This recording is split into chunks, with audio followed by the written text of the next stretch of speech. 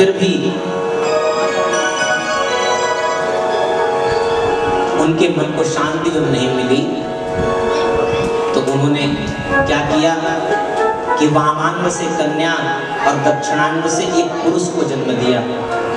उसके पहले 10 ऋषियों को प्रकट किया और इन्हीं दोनों पुरुष और स्त्रियों से कहा कि आप मैथिली सृष्टि का विस्तार कीजिए और यहीं से मनु और सदरूपा के कारण ही हम आप सभी मानव कहलाए।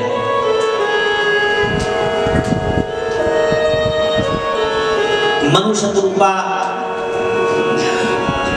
ने ब्रह्मा जी की आज्ञा पर सृष्टि विस्तार करने के लिए उद्यत हुए, लेकिन ब्रह्मा जी से कहा कि पृथ्वी तो है नहीं तो हम सृष्टि का विस्तार कहां करें। तो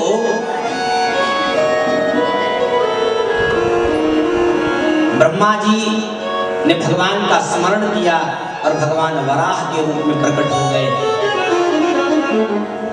पृथ्वी रसातल में थी, पृथ्वी को निकालने पहुंचे। वहीं पर एक हिरण्याक्ष नाम का दुष्ट था, वो भगवान से युद्ध करने के लिए आ गया। भगवान ने उसका उद्धार किया। विदुर जी महाराज ने प्रश्न कर दिया कि हिरण्याक्ष कौन था जो भगवान से लड़ने के लिए आ गया था। तो बताया कि देखो भाई, मानसा में सुता युष्मत पूर्वजः सनकादया, सनकादिक जो हमारे 4 पुत्र थे, मानस पुत्र, वो एक बार वैकुंठ में, देखो भाई ये परंपरा मत चलाइए, पानी आदि पीने की विधि ऐसा नहीं है उठ करके कहीं एक जगह पर पानी की व्यवस्था कर दें, सब लोग उठ करके जिसको प्यास लगेगी वो पी ले, ऐसे कथा में व्यवस्था फैलती है। तो क्या करना, यहाँ पर कहा कि भाई हमारे 4 मानस पुत्र, इन्होंने एक बार वैकुंठ में भगवान के दर्शन करने की इच्छा व्यक्त की। अब 7 जोड़ी पार करके जैसे ही भगवान के वैकुंठ में प्रवेश करना चाहा, वैसे ही जय विजय नाम के पार्षदों ने इनको रोक दिया, हंसने लग गए। इन बालकों को देखो, छोटे छोटे हैं, ये भगवान का दर्शन करने के लिए आए। तुरंत क्रोधित हो गए सनकादिक ऋषि। उन्होंने सोचा कि भगवान के दर्शन में इसने बाधा उत्पन्न की, इसलिए इसको नरक में जाना चाहिए, इसको दुष्ट योनि में, राक्षस योनि में जाना चाहिए। 3 जन्म का शाप दे दिया, जाओ तुम सब राक्षस बन जाओ। क्योंकि वैकुंठ में भी आकर के तुम्हारी बुद्धि आम व्यक्तियों जैसी है, जिनके अंदर काम, क्रोध, लोभ, मद, मात्सर्य, ईर्ष्या, द्वेष, छल, दंभ, पाखंड आदि विद्यमान रहते हैं, उनकी तरह तुम्हारा भाव है। इसलिए जाओ, 3 जन्म तक तुमको शाप देता हूं, राक्षस योनि तुमको मिले। भगवान बाहर आ गए और भगवान ने उन सनकादिक ऋषियों को प्रणाम किया और कहा, देखिए पार्षदों के द्वारा किया हुए पाप, उसका अधिकारी राजा भी होता है, इसलिए आपके पाप का अधिकारी मैं भी हूं, मुझे भी आप दंड दीजिए प्रभु। सनकादिक ऋषियों ने कहा, नहीं नहीं, आपको दंड हम कैसे दे सकते हैं, आपके ही दर्शन के लिए तो हम यहाँ आए हैं।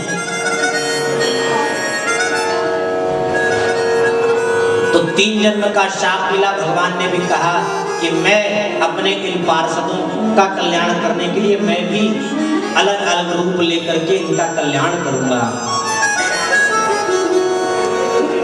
यहां पर कहा कि भाई वही कश्यप जी की दिति नामक पुत्र के गर्भ से हिरण्याक्ष और हिरण्यकशिपु के रूप में 2 दैत्य उत्पन्न हुए। बोले ये कैसे हो गए? बोले एक दिन क्या हुआ कि शाम की बेला थी और दिति ने क्या किया कि अपने पति कश्यप के पास आकर के कहा कि महाराज जी, हमें संतान की कामना है, और रति की इच्छा व्यक्त की। कश्यप जी ने खूब समझाया, देवी ये सायंकाल की बेला है, भगवान भूत प्रेत पिशाच आदि के साथ विचरण करते हैं, इस समय यह उचित काल नहीं है। देखो सज्जनों, सायंकाल के समय 4 कार्य कभी नहीं करना चाहिए। शाम के समय जब संध्या हो रही हो तो उस समय भोजन नहीं करना चाहिए। भोजन करने वाला व्यक्ति वो आलसी हो जाता है। शाम के समय पढ़ना लिखना नहीं चाहिए। शाम के समय अगर बच्चा पढ़ता लिखता है तो उसको कुछ याद नहीं रहता। और कहा शाम के समय रति याचना नहीं करनी चाहिए। अगर शाम के समय रति याचना की तो दुष्ट संतति उत्पन्न होती है। इस पर बहुत विचार करना चाहिए। ये बात कही, लेकिन जब दिति देवी ने बात नहीं मानी तो भगवत इच्छा मान करके कश्यप जी ने दिति के काम को शांत किया है। और जब कामक ज्वर शांत हुआ तो दिति रोने लग गई, प्रभु हमसे तो बड़ी भारी भूल हो गई, अब क्या करें? बोले जो किया है उसका फल भोगना पड़ेगा। तुम्हारी कोख से 2 आतंकवादी प्रकट होंगे जो सभी का जीना मुहाल कर देंगे। दिति ने जब ये सुना तो दुखी हो गई। बोले देवताओं को भी ये सही से जीने नहीं देंगे, लेकिन तुम्हारा जो पोता होगा वह भगवत भक्त होगा, उसके प्रभाव से तुम्हारे बच्चों का कल्याण करने के लिए स्वयं भगवान प्रकट होंगे। 100 वर्ष तक दिति ने जन्म ही नहीं दिया,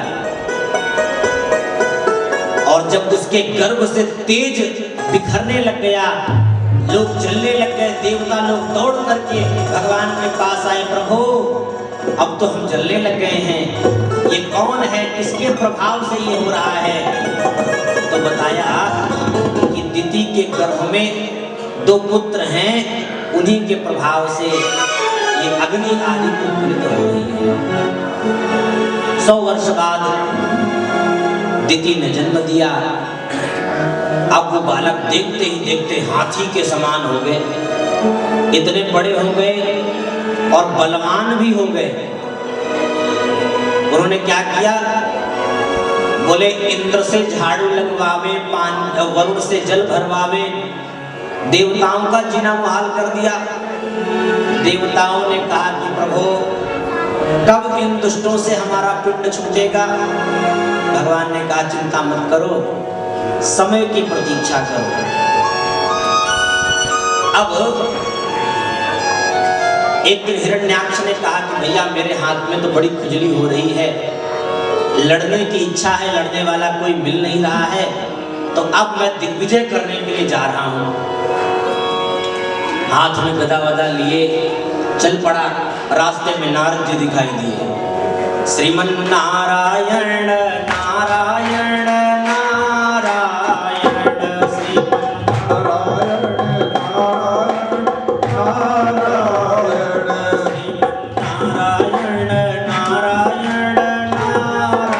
नारायण, श्रीमन नारायण नारायण नारायण, श्रीमन नारायण नारायण नारायण, श्रीमन नारायण नारायण नारायण, श्रीमन नारायण नारायण नारायण, भजमन नारायण नारायण नारायण, ओ भजमन नारायण नारायण नारायण। नारायण करते करते आ रहे थे, नारद जी को पकड़ लिया। क्यों बाबा, कुछ लड़ना भिड़ना आता है कि नहीं आता है? नारद जी ने मन में कहा लड़ना भिड़ना तो नहीं आता, लेकिन लड़ाना भिड़ाना खूब आता है। उन्होंने कहा मैं भगवान से प्रार्थना करता हूं कि तुम्हें तुमसे भी तगड़ा बलवान कोई मिल जाए जो तुमसे युद्ध करे। तुम एक काम करो, तुम जाओ रसातल में चले जाओ, वहां पर तुम्हारे लड़ने योग्य एक पुरुष मेरा है। अब भगवान धरती को निकालने के लिए रसातल पर गए थे। भगवान ने जैसे ही धरती को अपने दाढ़ पर रखा, वैसे ही ये पीछे से आ गया। तुरंत उल्टा सीधा भगवान को कहने लग गया, अरे मन गुजर, आप हमसे युद्ध कर। और ऐसे बहुत सारे अपशब्दों का प्रयोग करने लगा। भगवान ने सोचा कि अभी अगर इससे मैं लड़ने लग गया तब तो ये कहीं पृथ्वी नीचे न गिर जाए। तो भगवान ने बड़ी तीव्र गति से धरती को यथास्थान रखा और वापस आए उस दुष्ट के पास। हाँ भाई साहब, आप कुछ कह रहे थे। हाँ, हम वन गोचर हैं, लेकिन तुम जैसे ग्राम सिंहों को हम ढूंढते रहते हैं। ग्राम सिंह किसको कहते हैं? कुत्ते को कहते हैं ग्राम सिंह, गांव का ही जो शेर होता है। संस्कृत के देखिए शब्द कितने अच्छे अच्छे, गाली भी दो तब भी बड़ा प्यारा लग रहा है। अब वो अपने आप को सर्वश्रेष्ठ मान ले, जैसे आप ग्राम सिंह कह दें, कहे मत देना, कोई जानकार होगा तो लड़ जाएगा। तो तुम जैसे दुष्ट ग्राम सिंहों को हम ढूंढते रहते हैं। अब तो भयंकर युद्ध शुरू हुआ। उस युद्ध में हिरण्याक्ष ने खूब माया दिखाई, पर भगवान का नाम है मायापति, उनके सामने कौन सी माया टिकने वाली है। भगवान ने जोर के एक थप्पड़ हिरण्याक्ष को मार दिया। करेण कर्णमूले हन यथा त्वाष्टम मरुत्पतिः। एक जो बोलिए वाराह भगवान की जय। अब जब भगवान ने एक थप्पड़ मार करके कल्याण कर दिया, देवताओं ने आकर के स्तुति की। देवताओं को अभी भी ये विश्वास नहीं है कि भगवान ने एक थप्पड़ से हिरण्याक्ष को समाप्त कर दिया। तो ऐसे शब्दों से स्तुति कर रहे हैं कि हिरण्याक्ष अगर मरा भी ना हो तो भी हम लोगों को गलत ना समझे। तो कहा यम योगिनो योग समाधिना रहो ध्यायन्ति लिंगादसतो मुमुक्षया तस्यै सदैत्य ऋषभः पदाहतो मुखं प्रपश्य स्तनमोत्ससर्ज। प्रभु, आपने इस भाग्यवान व्यक्ति को कौन सा लोक प्रदान किया? क्यों? बोले बड़े बड़े ऋषि महर्षि साधु पुरुष हजारों हजारों वर्ष तपस्या करते रहते हैं, फिर भी आपका दर्शन नहीं होता, और ये तो आपके हाथों से मरा है, तो यह निश्चित ही कल्याणकारी होगा। ऐसे खूब अच्छे अच्छे शब्दों के साथ भगवान की स्तुति की। आगे भगवान विराट को सभी ने प्रणाम किया। भगवान वराह अपने लोक को गए हैं, और श्रीमद् भागवत में मनु शतरूपा की 3 बेटियों का वंश पहले सुनाया है। 3 बेटियां कौन कौन सी? आकुतिर देवहूतिश्च, आकुति देवहूति और प्रसूति, ये 3 कन्याएं मनु महाराज की। तो इनका वंश पहले बताया। बोले देखो, जो मनु महाराज की मझली बेटी थी देवहूति, उनका विवाह करदम जी के साथ हुआ। करदम जी ने विवाह के समय शर्त रख दी कि एक संतान होते ही मैं विरक्त हो जाऊंगा। मनु जी ने शत्रुपा की ओर देखा, अपनी पुत्री देवहूति की ओर देखा कि भाई ये बात अगर स्वीकार हो तभी विवाह करेंगे। उन्होंने स्वीकार कर ली।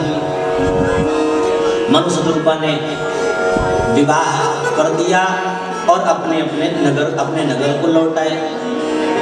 इधर करदम जी महाराज तपस्या में लीन हो गए। विवाह हुआ, विवाह होते ही आसन पर बैठ गए और आसन पर बैठ गए तो ऐसी समाधि लगी, कितने सालों तक समाधि में ही रहे। लेकिन धन्य है देवहूति, उन्होंने अपने समस्त श्रृंगारों को उतार करके रख दिया और अपने पति की सेवा में लग गए।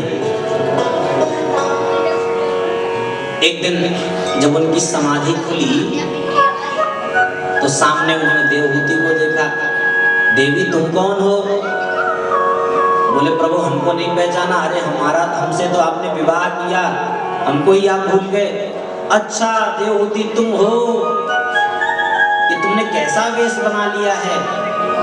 अच्छा मैं समाधि में था तो तुमने अपने समस्त श्रृंगारों को उतार करके मेरी सेवा की। मैं तुमसे प्रसन्न हूँ, वरदान मांगो, क्या चाहती हो? देवहूति ने कहा प्रभु गृहस्थ जीवन तभी आनंदमय है जब इसमें परंपरा चलाने वाला कोई संतान हो जाए। करदम जी समझ गए और करदम जी ने एक कामक विमान को तुरंत प्रकट कर दिया, जिसमें पेट्रोल डीजल डाल करके चलाने की आवश्यकता नहीं। जहां पर आपने आदेश दिया वहीं ले जाकर आपको छोड़ देगा। कामक विमान पर प्रविष्ट हुए। देवहूति को लगा मेरा शरीर तो बड़ा गंदा है, हम इसमें बैठे हैं। समझ गए करदम जी महाराज और उन्होंने कहा देवी वह जो सरोवर दिखाई दे रहा है उसमें जाओ, तुम स्नान करके आओ। और जैसे ही सरोवर में देवहूति प्रविष्ट हुई, 1000 अप्सराएं प्रकट हुई हैं और मलमल करके देवहूति को स्नान कराया, सुंदर वस्त्र धारण कराए। बहुत वर्षों तक दोनों उसी कामक विमान पर यात्रा करते रहे। कालांतर में उनके यहाँ 9 बेटियों ने जन्म ले लिया। अब 9 बेटियों ने जन्म लिया तो एक दिन करदम जी ने कह दिया देखो देवी मैंने तुमसे पहले ही शर्त रखा था तुम्हारे सामने कि एक संतान होते ही मैं विरक्त हो जाऊंगा, लेकिन अब तो 9 संतानें हो गई, अब तो मैं जा रहा हूं। देवहूति ने चरण पकड़ लिए। प्रभु मैं आपको जाने में रोकूंगी नहीं, लेकिन एक बात बता दीजिए कि आप चले जाएंगे, ये 9 बेटियां हैं, इनका विवाह होगा, ये अपने अपने ससुराल चली जाएंगी, तो आपके चले जाने के बाद हमारा रक्षण कौन करेगा, ये और बता दीजिए। तुरंत करदम जी को ध्यान आया, अरे भगवान नारायण ने तो हमसे कहा था कि करदम तू विवाह कर और मैं तेरा बेटा बनकर के आऊंगा।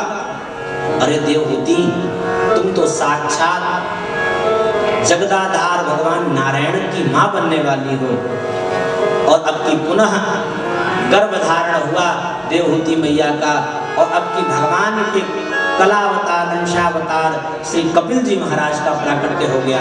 बोले कपिल भगवान की जय। कपिल भगवान के दिव्य दर्शन के लिए ब्रह्मा जी महाराज आए।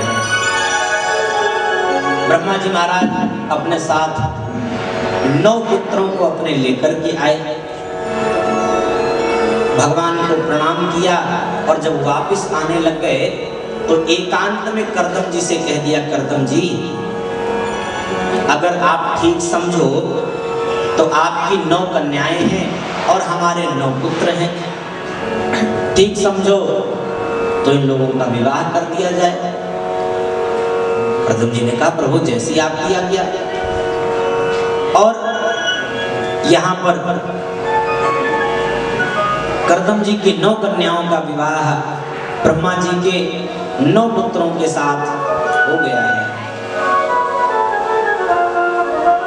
अब एक दिन एकांत में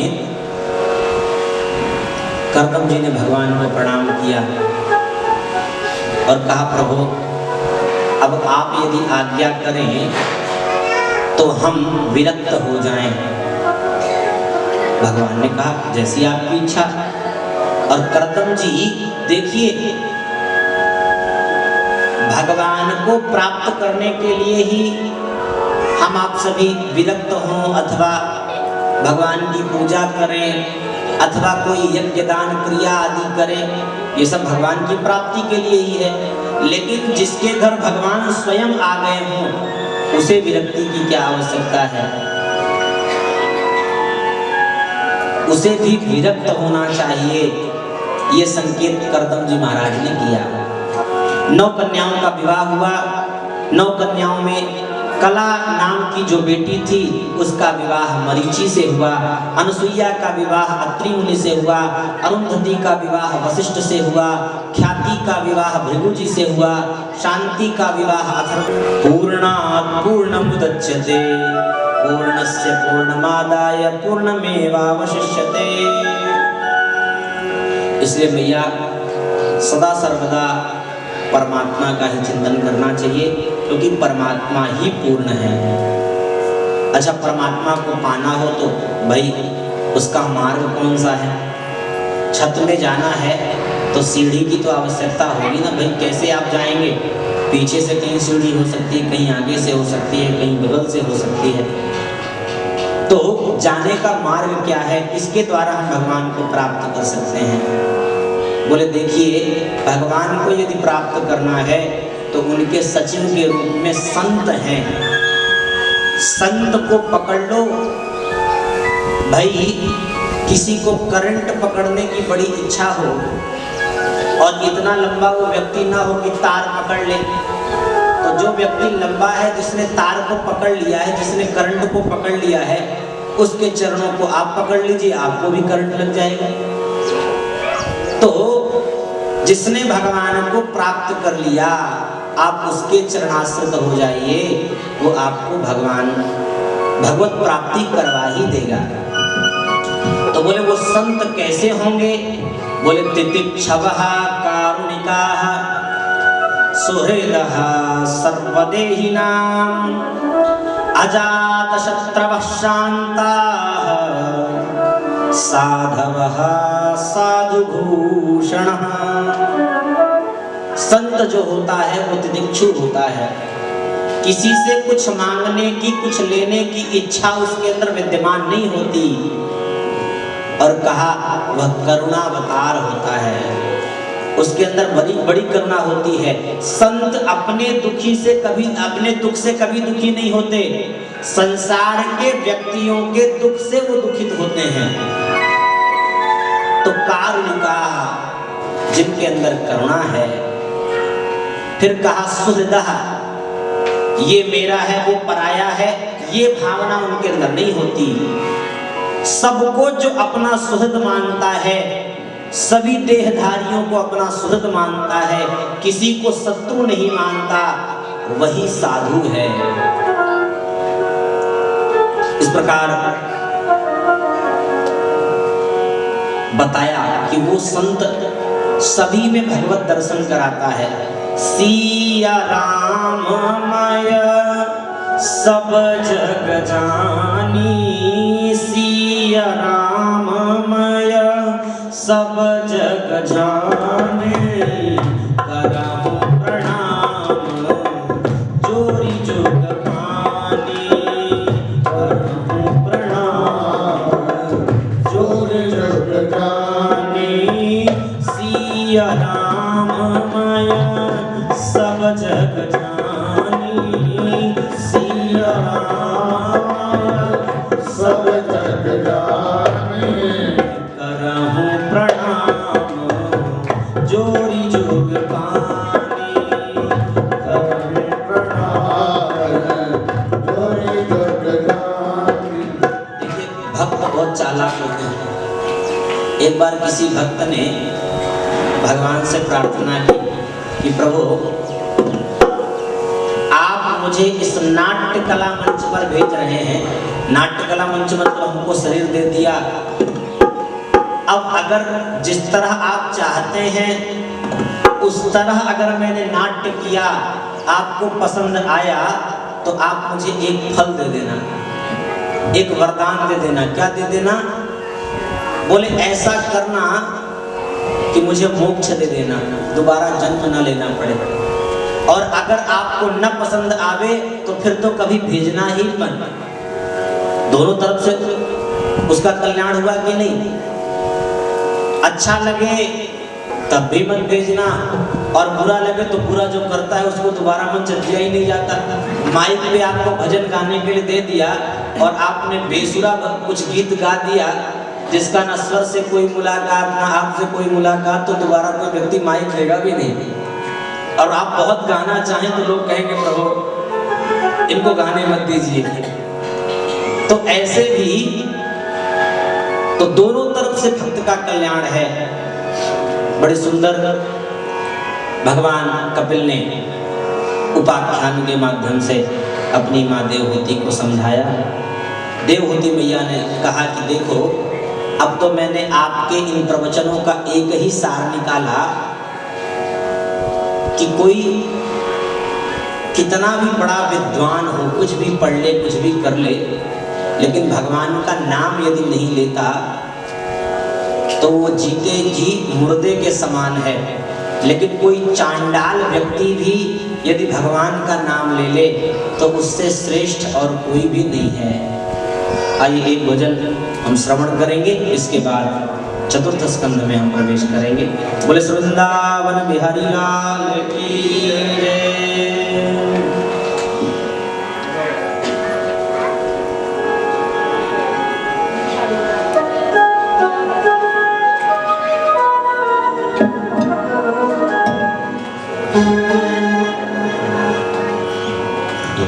बोली श्री रामचंद्र महाराज की जय। बोल वृंदावन बिहारी लाल की जय।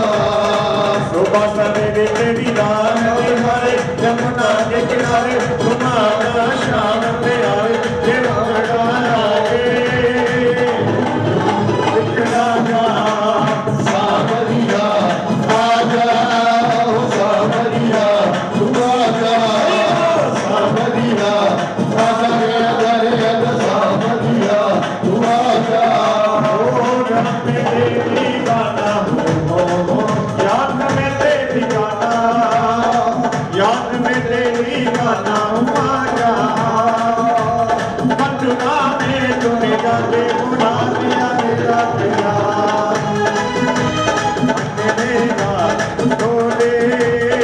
कृष्णा कृष्णा बोले वो मन मेरा बोले कृष्णा कृष्णा बोले वो गोकुल के तुम्हें आते बुलाई और कृष्ण कनाई निकला है जो हर जाई के बोल के आगो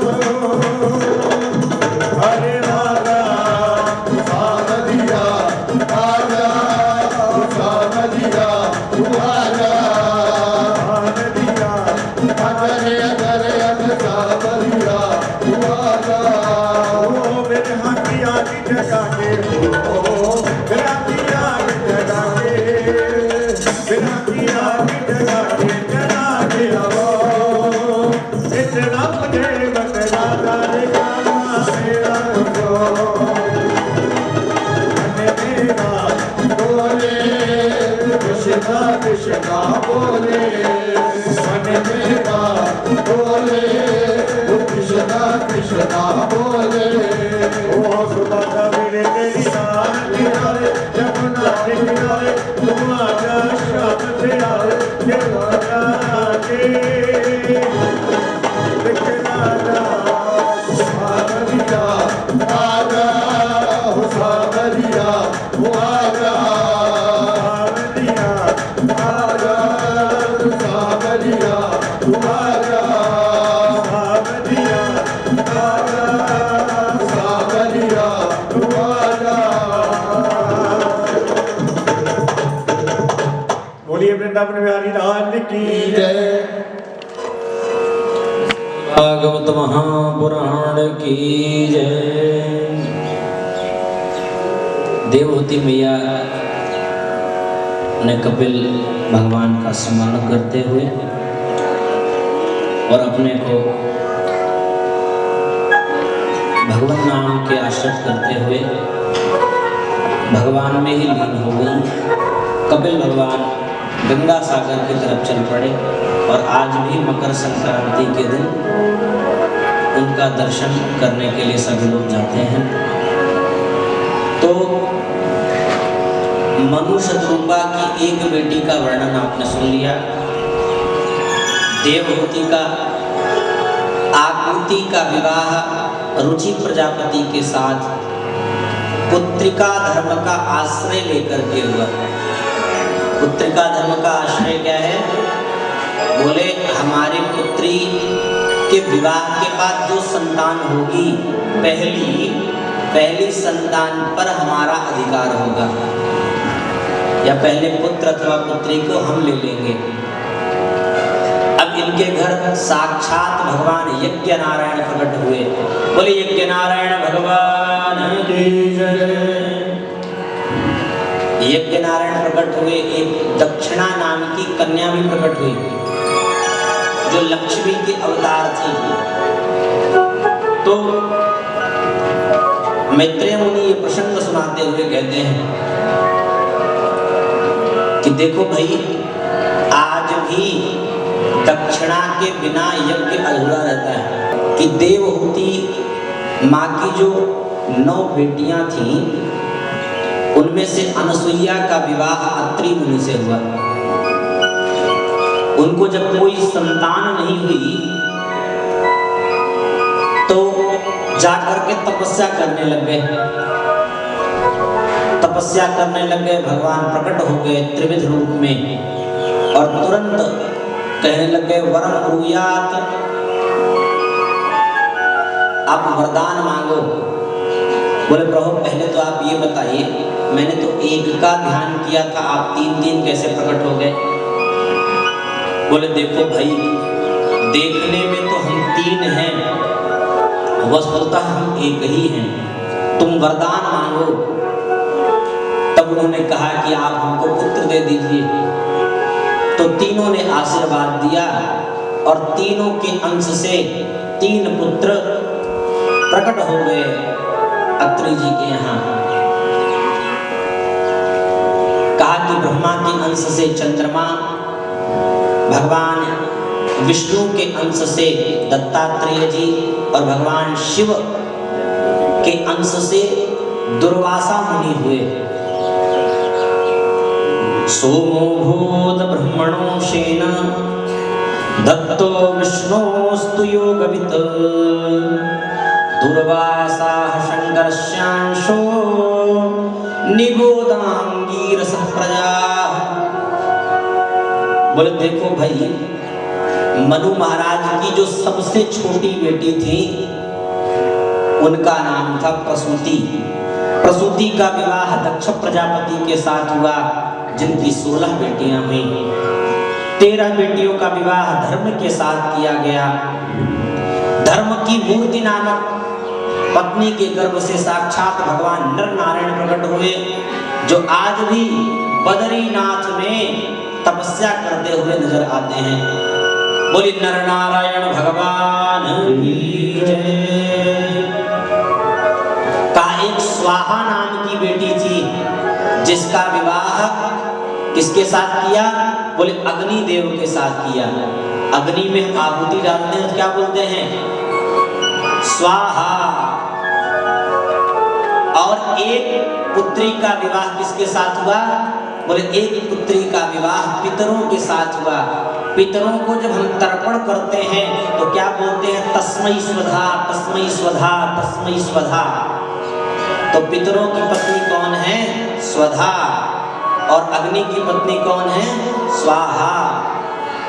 एक पुत्री जिनका नाम सती, जिनके कोई भी संतान नहीं हुई। क्यों संतान नहीं हुई? बोले एक बार दक्ष प्रजापति ने भगवान से विरोध कर लिया और भगवती सती इस बात को सहन नहीं कर सकी और उन्होंने योगाग्नि में अपने आप को समाप्त कर दिया। चौंक गए विदुर जी, अरे भगवान शंकर से भला कोई विरोध करे, ये कैसे हुआ? बोले क्या हुआ, एक बार प्रजापति के रूप में श्री ब्रह्मा जी ने दक्ष को घोषित कर दिया कि यह आज से प्रजापति है। अब स्वागत सभा बुलाई गई। स्वागत सभा में हजारों लोग आए। ब्रह्मा विष्णु महेश एक स्थान पर बैठे थे। जैसे ही अपने सिंहासन पर बैठा, उसने ध्यान से देखा कौन कौन नहीं खड़ा हुआ। तो दृष्टि गई, 3 लोग खड़े नहीं हुए। सबसे पहले भगवान विष्णु पर नजर गई। अच्छा, ये तो हमारे दादाजी हैं, कोई बात नहीं, ये नहीं खड़े हुए तो कोई बात नहीं। ब्रह्मा जी को देखा, अरे ये तो मेरे पिताजी हैं, कोई बात नहीं, ये भी नहीं खड़े हुए तो कोई बात नहीं। जैसे भगवान शंकर की ओर देखा, नाराज हो गया। श्रूयताम ब्रह्मर्षयो में सहदेवा सहाग्नयः साधूनां ब्रुवतो वृत्तम न ज्ञानान्न च मत्सरात्। जैसे एक मछली पूरे तालाब को गंदा कर देती है, वैसे ही सभ्य समाज में कोई एक भी असभ्य व्यक्ति आ जाए तो पूरे समाज को वह खराब कर देता है। अब सभी लोग चौंक गए, भैया इस सभा में असभ्य व्यक्ति कौन है? इधर उधर लोग देखने लगे। कहा दक्ष प्रजापति ने, इधर उधर क्या देखते हो? ये शंकर तुमको दिखाई नहीं देता? दिन रात गले में नरमुंडों की माला धारण करके सर्प लपेटे रहता है, भूत प्रेत पिशाचों के साथ चलता है। इसको क्या पता सभ्यता क्या होती है, कहां पर बैठना चाहिए, कहां पर उठना चाहिए? अरे ये तो मैंने अपने पिताजी ब्रह्मा जी के कहने पर अपनी मृगलोचनी कन्या का विवाह इस बंदर जैसी आंख वाले शंकर के साथ मैंने कर दिया। ये उस योग्य था नहीं। अब क्या था, नंदीश्वर खड़े हुए कुछ बोलना चाहते थे, भगवान ने पकड़ लिया, हे भाई तुम मत बोलो, ससुराल में सभी को गालियां सुननी पड़ती है। भाई कुछ लोगों को सालियां और सास गाली देती है, मेरा ससुर गाली दे रहा है, तो चिंता मत करो। अब जब भगवान शंकर कुछ नहीं बोले तो दक्ष प्रजापति का क्रोध और बढ़ गया। इतना क्रोधित हो गया कि उसने कहा, अयम तु लोकपालानां विशोभनो निर्वत्रपः। आज से मैं ये कह रहा हूं कि किसी भी यज्ञ में शंकर को कोई भी भाग न दिया जाए। अब तो नंदीश्वर को क्रोध आ गया, ऐ दक्ष, तू पद के अभिमान में भगवान शंकर के प्रभाव को भूल गया। मैं जब से आया हूं देख रहा हूं बड़बड़ किए जा रहा है। मैं श्राप देता हूं कि तुझे बकरे का मुंह लग जाए। अब क्या था, उधर से भृगु जी खड़े हो गए। ऐ नंदीश्वर, ससुर दामाद के बीच में बात थी, तू बीच में क्यों बोला? जब हम श्राप देते हैं शिव के गण पाखंडी हो जाएं। अब क्या था, शिव के गण चुप रहते। उन्होंने कहा तुम्हारे जैसे चाटुकार ब्राह्मण भिखमंगे हो जाएं। भगवान शंकर ने सोचा ये तो स्वागत सभा थी, साप सभा के रूप में ये तो परिणत हो गई। तुरंत अपने सभी दूतों को लिया और भगवान शंकर कैलाश पर्वत की ओर चल पड़े। अब भगवान को चढ़ाने के लिए, दिखाने के लिए एक दिन एक बड़े यज्ञ का आयोजन दक्ष ने किया। दक्ष ने सभी को निमंत्रण दिया, लेकिन भगवान शंकर को निमंत्रण नहीं दिया। अब जो दुष्ट लोग होते हैं उनका तो यही होता है, ये दोनों आपस में लड़ रहे हैं तो जले में नमक छिड़कने का कार्य बीच के व्यक्ति कर देंगे। तो आज जितने भी देवी देवता हैं वो कैलाश के ऊपर से ही विमान उड़ा कर ले जा रहे हैं। भगवती सती ने एक देवी को रोक लिया, अरे बहन क्या बात है, आज बहुत सज धज करके जा रही हो, कहाँ जा रही हो? देवी सती से उन देवियों ने कहा कि तुम्हें नहीं पता, तुम्हारे पिताजी ने इतना बड़ा भारी यज्ञ किया है, तुमको निमंत्रण नहीं दिया क्या? उन्होंने कहा नहीं निमंत्रण दिया, मैं तो ऐसे ही तुमसे पूछ रही थी, चलो चलो तुम सब, मैं तैयार होकर के आ रही हूँ। भगवान शंकर के पास आई और आज देखिए भगवती सती के शब्द आज बदले हुए हैं। आकर के तुरंत भगवान के चरणों को दबाने लग गई। भगवान समझ गए कुछ बात है, पत्नी ऐसे चरण जल्दी दबाती नहीं, कुछ लेना हो, कुछ कार्य हो तभी, तो चरण दबाना शुरू कर दिया। भगवान ने कहा क्या बात है देवी, कोई विशेष बात है क्या, आज चरण दबाए जा रहे हैं? नहीं कोई विशेष बात नहीं है, मैंने सुना है कि आपके ससुराल में आपके ससुर जी ने बड़ा भारी यज्ञ किया है। देखिए शब्द बिल्कुल बदला हुआ है। नई माताएं मायके में कोई कार्य हो, मेरे भाई ने ये किया, मेरे पिताजी ने ये किया, मेरा मेरा कहकर के शब्द संबोधित करती हैं। लेकिन भगवती सती को क्योंकि मायके जाना है तो कुछ ना कुछ तो बात बनानी पड़ेगी। कहा कि आपके ससुर जी ने यज्ञ का आयोजन किया है। अच्छा देवी फिर क्या हुआ? बोले हमको जाना चाहिए। अच्छा कोई निमंत्रण आया है क्या? बोले नहीं निमंत्रण तो नहीं आया, लेकिन कभी कभी बड़े आयोजनों में निमंत्रण पहुंच नहीं पाता।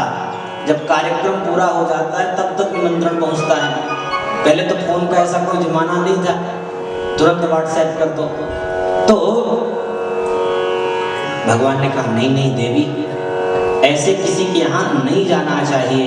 और देखिए आज भगवान ने अपनी पत्नी से यह बात बताई कि देखो मैंने तुम्हारे पिता के स्वागत में मैं खड़ा नहीं हुआ, इसलिए मुझे उन्होंने श्राप दे दिया, हजारों गालियां दे दी, इसलिए देवी तुम मत जाओ।